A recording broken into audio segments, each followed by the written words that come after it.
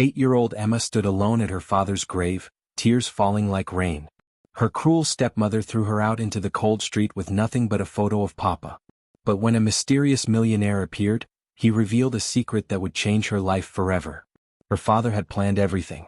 Before watching full story, comment below from where are you watching. Also like and subscribe for more stories. The rain fell softly on the small cemetery as people gathered around the grave. 8-year-old Emma stood in her black dress, holding her father's photo close to her chest. Her eyes were red from crying, and her small hands shook as she watched them lower her daddy's coffin into the ground. "Goodbye, Papa," she whispered, her voice barely heard above the rain. Emma's father, Robert, had been everything to her. He was her best friend, her protector, and the only family she truly had. Her mother had died when Emma was just a baby, so it had always been just her and Papa. They would read stories together every night, and he would make funny voices for all the characters. He taught her how to ride a bicycle and helped her with her homework. Most importantly, he loved her with all his heart. But now he was gone, and Emma felt completely alone in the world. After the funeral, people came back to the house. Emma sat quietly in the corner, still holding her father's photo. She watched as her stepmother, Margaret, talked to the guests. Margaret had married Emma's father 2 years ago, but she had never been kind to Emma. She always acted nice when Papa was around, but when he wasn't looking, she would be mean and cold. As the last guests left the house, Margaret's fake smile disappeared. She looked at Emma with angry eyes. "Come here, child," Margaret said in a harsh voice. Emma slowly walked over to her stepmother, clutching the photo tighter. "Listen carefully," Margaret said coldly. "This is my house now. Your father left everything to me. I don't want you here anymore. Pack your things and leave." Emma's eyes filled with tears. But this is my home too. Papa wouldn't want me to go away." "Your father is dead," Margaret snapped. "And I am not going to waste my money taking care of you. You have 1 hour to pack your things and get out." Emma ran to her room, crying harder than she had ever cried before. She didn't understand how someone could be so cruel. She packed her few belongings in a small bag, some clothes, her favorite stuffed animal, and the photo of her father. She had nowhere to go and no money.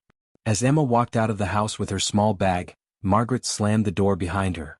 The little girl stood on the front steps, looking around at the dark street. It was getting cold and she didn't know where to go. She started walking slowly down the street, tears streaming down her face. She passed houses where families were having dinner together, their windows glowing with warm light.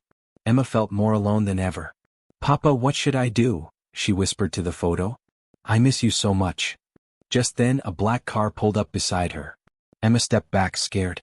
A tall man in an expensive suit got out of the car. He had kind eyes and silver hair. Emma recognized him from the funeral. He had been sitting in the front row. "Excuse me, little one," the man said gently. "Are you Emma?" Emma nodded, wiping her tears. "My name is William Harrison," he said, kneeling down to her level. "I was your father's best friend. We went to school together and worked together for many years. What are you doing out here alone in the dark?" Emma's lower lip trembled as she tried to speak. "Margaret, my stepmother, she said I had to leave. She said the house belongs to her now and she doesn't want me." Mr. Harrison's face became very serious. "She did what?" "She said Papa left everything to her and I have to go away," Emma sobbed. Mr. Harrison stood up, his jaw tight with anger. "That woman lied to you, Emma. Come with me." He gently took Emma's hand and walked back to the house with her. He knocked firmly on the door. When Margaret opened it, her face turned pale when she saw Mr. Harrison. "Mr. Harrison, what are you doing here?" she asked nervously. "I'm here because you just threw a child out of her own home," he said firmly. "And I'm here to tell you some important facts." Margaret shifted uncomfortably. "I don't know what she told you, but—" "Let me stop you right there," Mr. Harrison interrupted.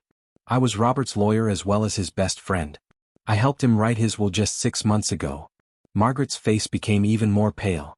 "Robert left this house to Emma, not to you," Mr. Harrison continued. "You are allowed to live here until Emma turns 18, but only if you take proper care of her. The house belongs to Emma. All of Robert's savings and investments also belong to Emma. I am the trustee who manages everything until she comes of age." Emma looked up at Mr. Harrison in surprise.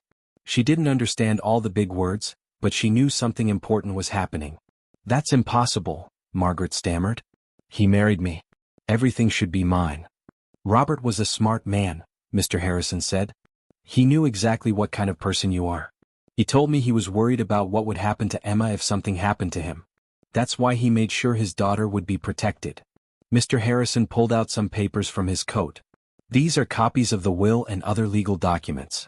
Robert left you some money, Margaret, but not much. This house and everything else belongs to Emma. Margaret stared at the papers, her mouth open in shock. Now, Mr. Harrison said firmly, you have two choices. You can take care of Emma properly and live in this house until she grows up, or you can leave right now with the small amount of money Robert left you. What will it be? Emma watched as her stepmother's face went through many different expressions: anger, fear, and finally defeat. Fine, Margaret said quietly. She can stay. No, Mr. Harrison said, shaking his head. That's not good enough. After what you did today, I don't trust you to take care of Emma properly. He turned to Emma with a gentle smile. Emma, how would you like to come live with me and my wife? We have a big house with a beautiful garden, and we've always wanted a daughter. Your father asked me to take care of you if anything ever happened to him. Emma's eyes widened. Really? Papa asked you to take care of me? Yes, sweetheart. He loved you more than anything in the world, and he wanted to make sure you would be safe and happy. My wife Sarah and I would love to have you as part of our family. For the first time since her father's death, Emma smiled a little. Would that be okay? It would be more than okay, Mr. Harrison said warmly. It would make us very happy. He looked back at Margaret sternly. You can keep this house for now, but Emma will inherit it when she turns 18. And if you ever bother her or try to contact her, I will make sure you face the full consequences of the law. Margaret nodded quickly and went back inside, closing the door behind her. Mr. Harrison knelt down beside Emma again. Are you ready to come home with me, Emma? Emma nodded, still clutching her father's photo. Will I have my own room? Yes, you'll have a beautiful room with big windows that look out over the garden. And we have a library full of books just like your father had. As they walked to the car, Emma looked up at Mr. Harrison. Why are you being so nice to me? Mr. Harrison smiled sadly. Because your father was like a brother to me.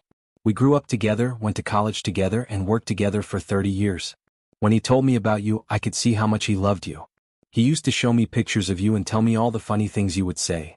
Emma giggled a little. Papa used to say I talked too much. He told me that too, Mr. Harrison laughed. But he also said you were the smartest, kindest, most wonderful little girl in the whole world. They got in the car and drove through the city. Emma pressed her face to the window, watching the lights go by. She was still sad about her father, but for the first time in days she didn't feel completely alone. Mr. Harrison, she said quietly. You can call me Uncle William if you'd like. Uncle William, will you tell me stories about my papa? I have hundreds of stories about your father, he said with a smile. I'll tell you a different one every night if you want. When they arrived at Uncle William's house, Emma gasped. It was beautiful, a big white house with a garden full of flowers and trees. The windows were bright with warm light, and Emma could see a woman waiting at the front door. That's my wife, Sarah, Uncle William said. She's been so excited to meet you. Sarah ran down the front steps as soon as they got out of the car.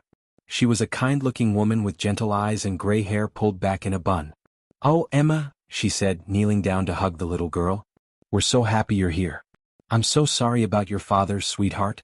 He was a wonderful man. Emma felt safe in Sarah's arms. It had been so long since someone had hugged her like that. Are you hungry, dear? Sarah asked. I made your favorite dinner. My favorite? Emma asked, confused. Your father told us you love spaghetti and meatballs, Uncle William said. Emma's eyes filled with tears again, but this time they were happy tears. Papa remembered? He remembered everything about you, Sarah said softly. Come inside and I'll show you to your room. The house was warm and cozy inside. There were books everywhere, comfortable chairs, and family photos on the walls. Sarah led Emma upstairs to a beautiful room with pink walls, a big bed with fluffy pillows, and windows that looked out over the garden. This is your room now, Sarah said. We can change anything you don't like. Emma set down her small bag and looked around in wonder. It's perfect, she whispered. That night, after a dinner of spaghetti and meatballs, Emma sat with Uncle William and Aunt Sarah in the living room. Uncle William told her stories about her father when he was young, how he was always getting into trouble for reading books during math class, and how he once tried to build a treehouse that fell down 3 times before he got it right. Emma laughed for the first time since her father died. She felt like maybe, just maybe, everything might be okay. Emma, Aunt Sarah said gently, we want you to know that we're here for you always. We can't replace your father and we would never try to. But we love you already, and we want to give you all the love and care that your papa would have wanted you to have. Emma nodded, holding her father's photo close. I think Papa would be happy that I'm with you. I know he would be, Uncle William said. He's watching over you and he wants you to be happy and safe. As Emma got ready for bed that night, she looked out her window at the stars. Thank you, Papa, she whispered. Thank you for making sure I would have somewhere to go. She placed her father's photo on the bedside table and climbed into the soft, warm bed. For the first time in days, Emma felt peace. She had lost her father, but she had found a new family who would love and protect her. And somewhere up in the stars, her father was smiling, knowing that his precious daughter would be safe and loved for the rest of her life. The little girl who had stood alone and heartbroken at the funeral had found her way home.